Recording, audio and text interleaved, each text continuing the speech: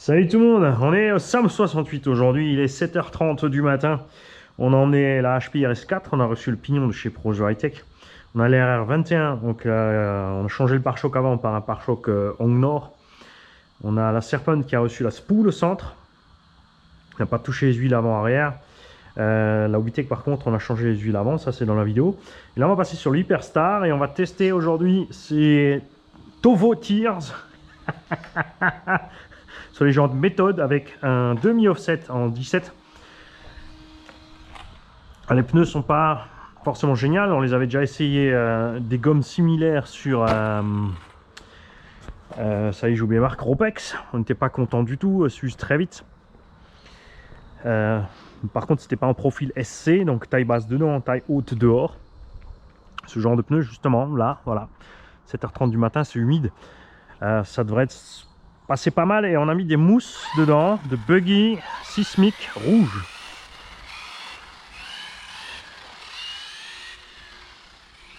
On a donc l'avantage de la largeur supplémentaire due aux jantes à déport. On a la gomme qui est tendre, enfin qui est haute, ce qui permet, justement dans les conditions froides et glissantes, que la gomme travaille.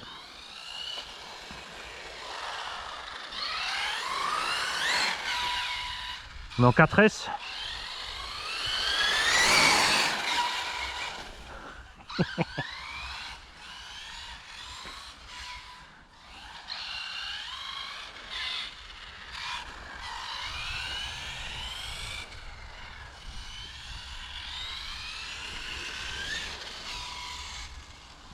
Évidemment là, ils vont pas se bouffer les masses, hein, comme c'est humide.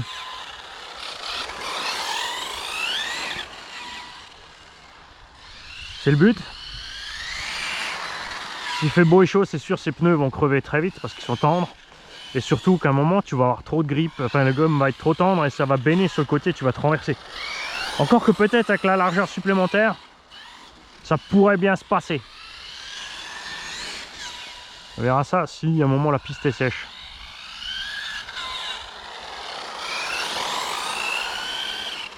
Là c'est chouette, tu vois, tu as une petite dérive, j'aime bien. Freiner trop tard et au freinage, tu as vu par contre on a zéro grippe. Regarde. On tire tout droit au freinage. Hein. Enfin on continue. On va y aller un peu plus mollo sur les freins là, c'est parce que j'ai bloqué les roues aussi.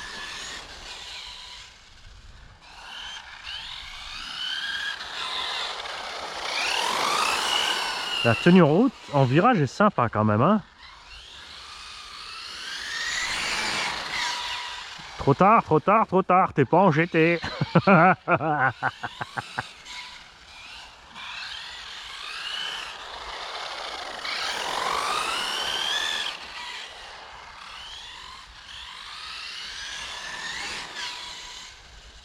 Un sous-virage à l'entrée du virage et un sur-virage contrôlé à la sortie. Il faudrait faire un peu plus tôt. Voilà. Là, j'ai pas bloqué les roues, elles tournaient toujours, mais on pense pas.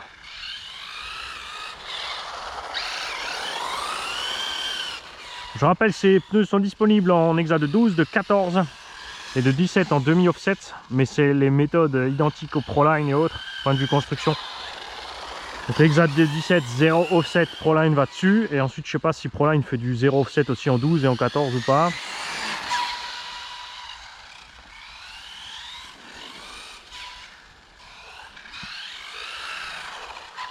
Après ça c'est la taille typique SC. Je les ai trouvés en profil buggy par contre, sans l'hexagone démontable. Ah, pas en profil buggy par contre. Si, non, c'est le buggy en 105.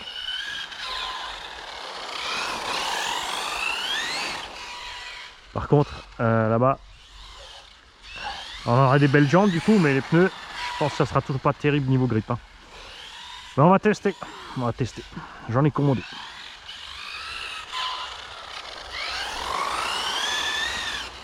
Ah, ça c'est ce que je préfère. La petite dérive contrôlée tranquille.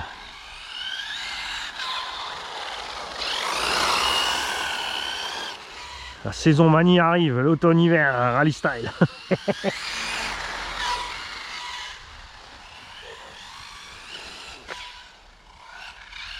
Allez, on va tourner de l'autre sens. Ça commence bien. Au bout de 5 minutes déjà, je m'ennuie à faire le tour dans le même sens.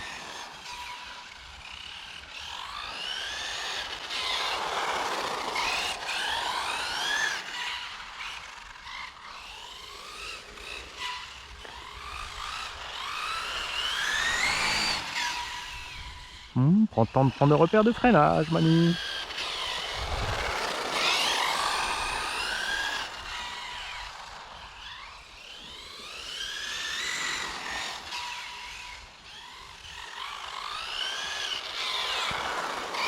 Se comporte super, hein. Faudra vraiment que je chope des exas à 0 offset pour pouvoir les mettre sur les rallyes. Parce que niveau sensation on est pas mal, et puis point de vue diamètre, tout ça, on n'est pas comme GRP et PMT là, 98 là, soi-disant 100. Ouais.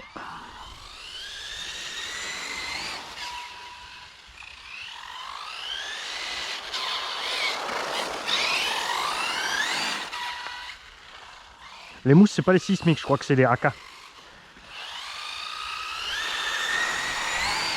Du coup, entre l'achat des roues, les mousses et le collage, je ne veux pas dire qu'il est sur du low cost. C'est pas encore cher. Mais c'est sûr, si tu les bouffes sur le sec, c'est dommage.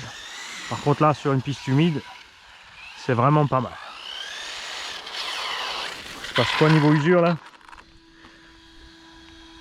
Rien du tout.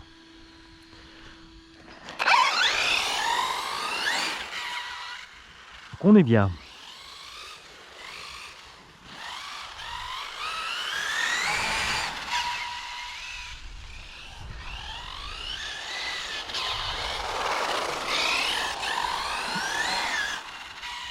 Non, fais pas patiner à mort. C'est pour sécher la piste.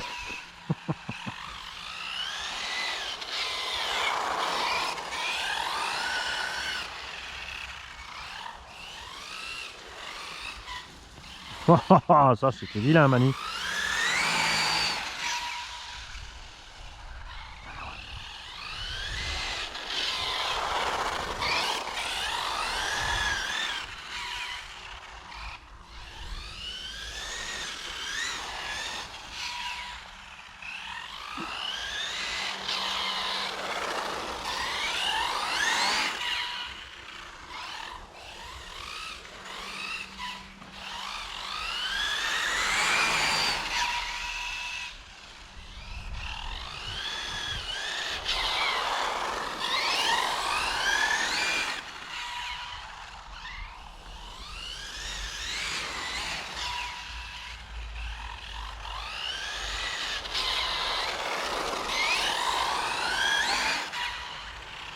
Allez, je vais aller sur le podium, que vous ayez un autre point de vue. On va se remettre dans le bon sens. Enfin, le bon sens. Dans le sens où ils avaient prévu le circuit. Pour les courses et les chronos avec les normes et tout ce qu'il faut. Merci Freeriders.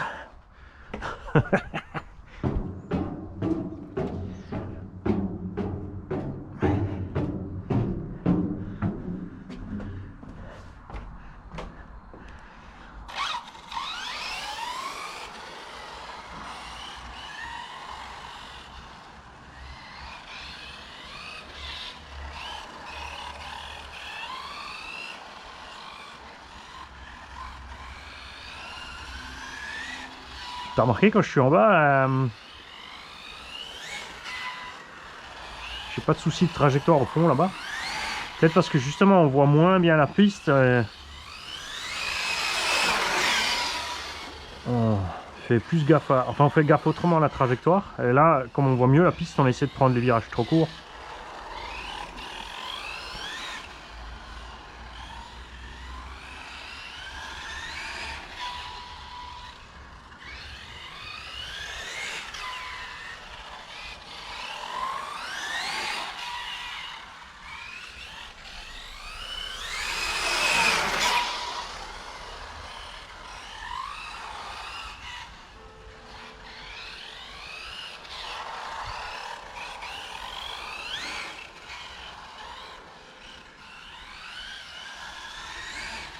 L'avantage aussi quand la piste est mouillée, hein, tu t'embêtes pas les utilisateurs pointus, les pancards, les châssis carbone et tout. Ici évidemment au club c'est facile puisque tout le monde s'entend. Quand il y en a un qui vient avec un véhicule de pointe, il dit juste oh les gars, la piste est à moi 10-15 minutes. Je vais rouler seul parce que pas touche à ma voiture. Tout le monde s'enlève, il fait son petit tour. Et ainsi de suite. Il y en a pour tous. Sûr, quand tu es un club, quand il y a plein de membres présents sur place, il faut être patient, il faut laisser tourner les 1.10, les 1.8, les 4.4, les 4.2. Tous ceux qui veulent rouler ensemble peuvent rouler ensemble, mais il y en a, évidemment, ils n'ont pas envie parce qu'on comprend tout à fait. C'est sûr que je ne veux pas risquer de toucher une pancar avec le buggy 1.8. Parce qu'ils savent où ils vont, hein. Moi, moins.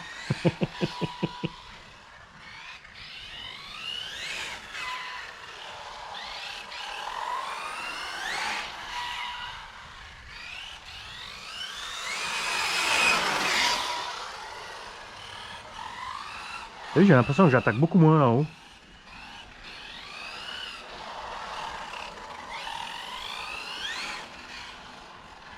Ou est-ce que la piste se dégrade, c'est devenu un petit nuage de brouillard qui arrive par derrière là.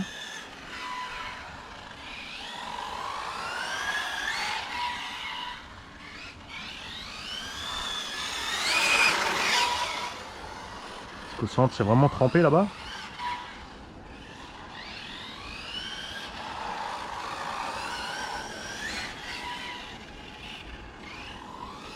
Donc tout à l'heure sur les pistes on va passer bien sûr en pneu pluie là, ça va pas parce que c'est pas assez mouillé pour lui. Pendant que ça trempait, là il faudra avoir les nouveaux X, pas les XM, si c'est les XM ou les XP, je sais plus lesquels de chez GRP hein, pour route sale et humide, que je n'ai pas avec. J'ai du pneu pluie mais ça va le bouffer trop vite. Le pneu pluie il va pas aimer. On se contentera des super soft. Enfin, faut que je vois ce que j'ai avec.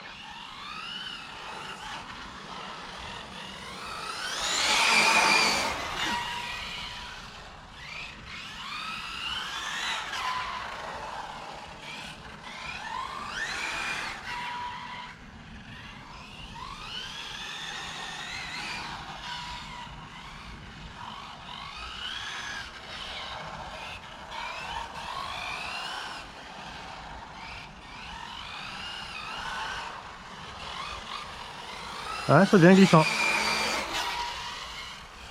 C'est parce que j'ai perdu le rythme.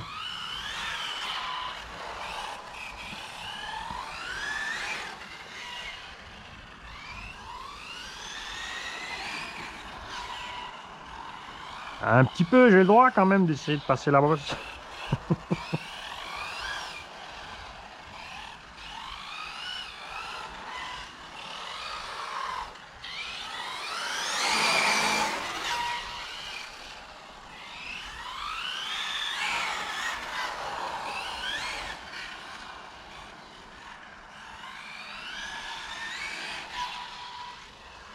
Oh, oh, oh. Tu vas toujours négocier.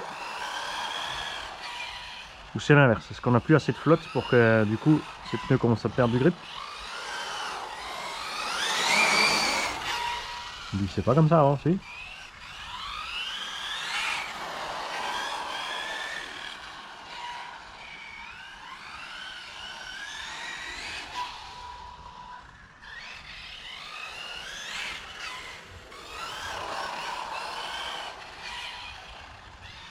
J'imagine là les Formule 1 comme ça doit être chaud à piloter là.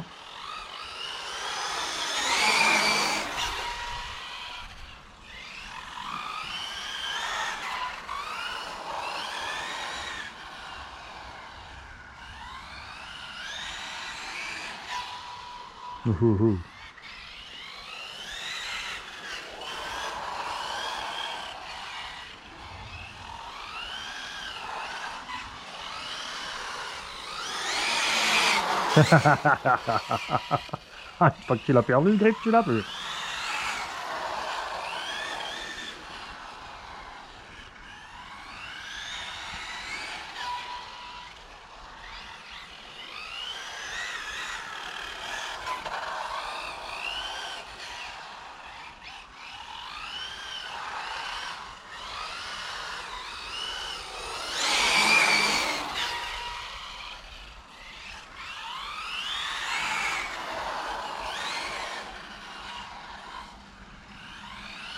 Oh oh.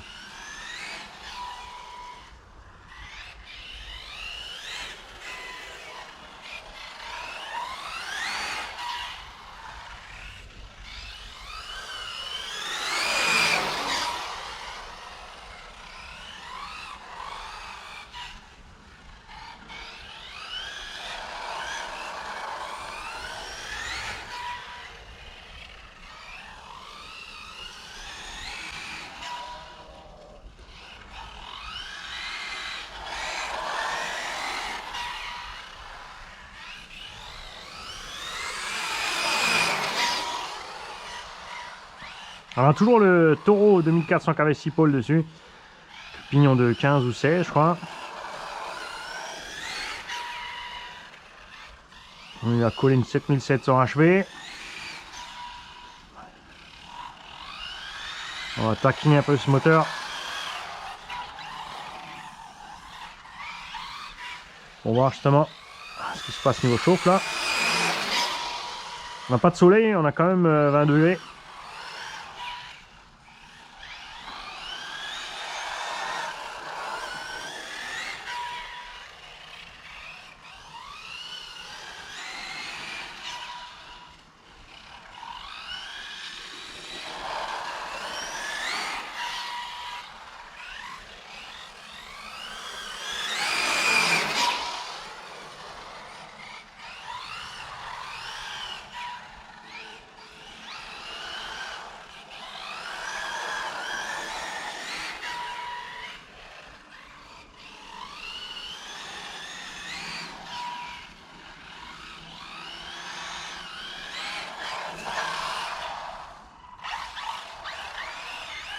Laisse pas déconcentrer par le moustique sur ton bras.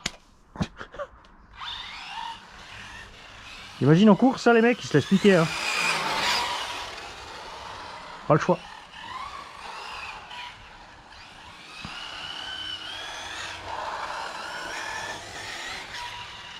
Je glisse de plus en plus, j'ai l'impression. Je sais pas si c'est la gomme qui commence à se dégrader, si ça s'est rafraîchi, si ça s'est réchauffé. C'est plus humide qu'avant ou moins. C'est difficile à dire.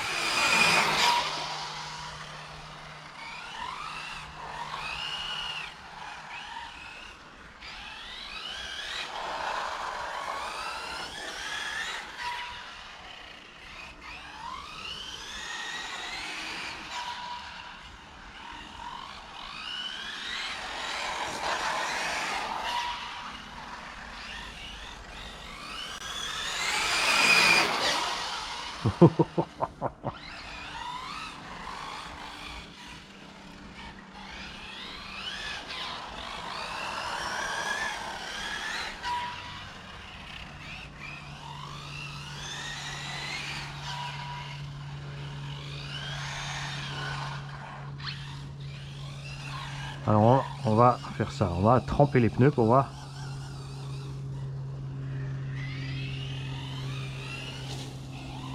Voilà.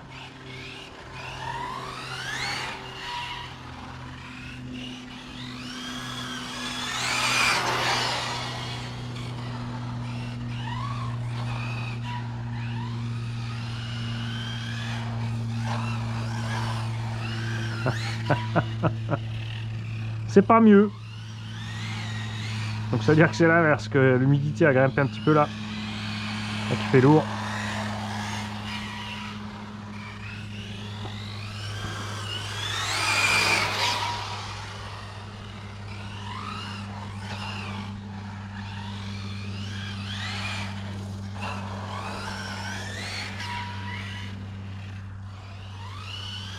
Je rappelle que pour ces gens on utilise des pneus à picot, des pneus à crampons, mais pareil, très molle. Rafouille a testé ça sur le SC avec les petits picots, ça va bien. Pensez juste à votre carreau, si vous êtes en SC avec le demi-offset, sur la plupart des engins, ça va manger les ailes de la carreau. C'est un carreau renforcé, ça va te flinguer le pneu.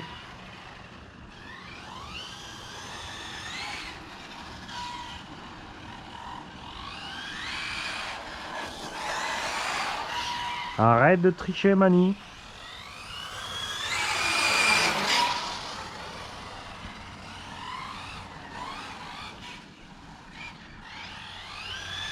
Alors ces roues sont un peu plus petites que les roues buggy. Ça qu'on perd un peu de Vmax par rapport aux roues buggy.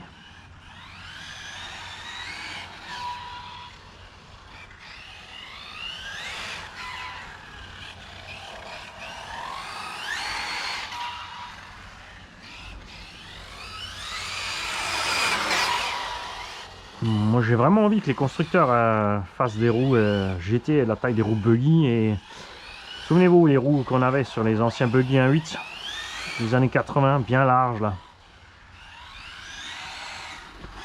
Pas de mini galette.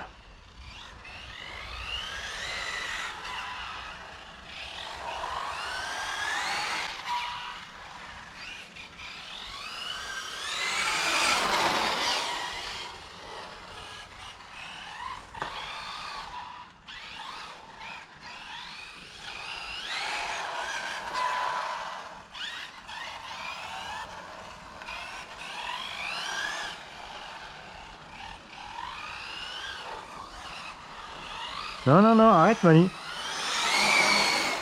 Après t'as GT et l'herbe à pousser, ça passera plus.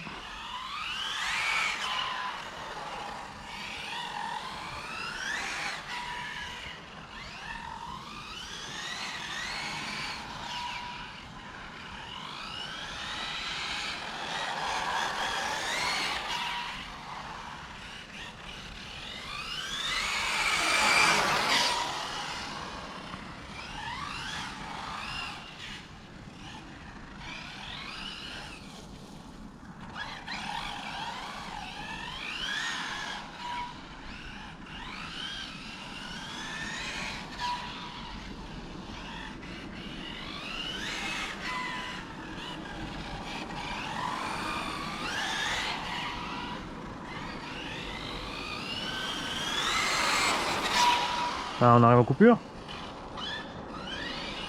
Ouais. Allez, on va checker ce qui se passe là-dedans au niveau température. Ça doit chauffer quand même. Une lipo 7700 HV, on n'a pas fait un tant que ça non plus. Niveau temps.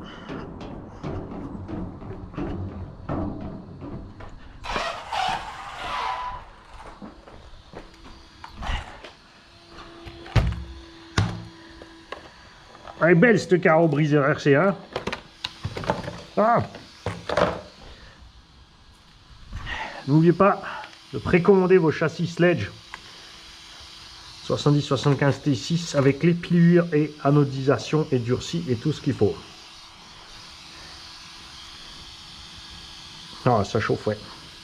Alors là, évidemment, s'il faisait plus chaud que ça, ventile obligatoire ou un bonne ventile dans la carreau. La batterie, ça va. Celle-là, une quarantaine, pépère. Donc ça va. On tire pas trop de jus. C'est vraiment le moteur, comme ça, moteur court avec beaucoup de carrés. On va aller voir les pneus plus près. Sortir la batterie de là. Voilà.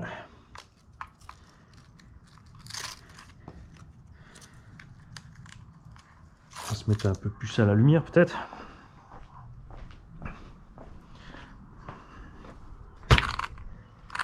Ouais, alors les pneus, comme c'est mouillé, usure tranquille. On verra ce qui se passe sur le sec. Ça va bien finir par sécher un moment peut-être aujourd'hui.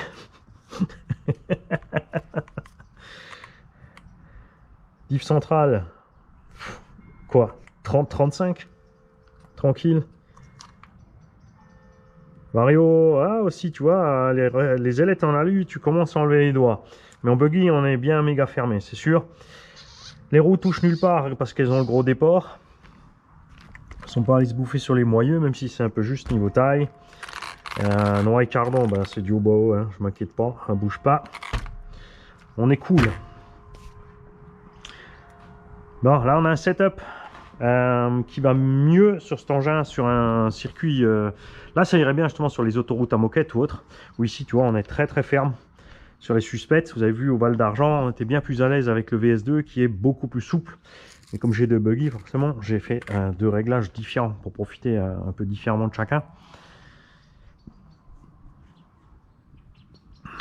Je pense pas rester en 4 longtemps avec celui-là. Salut!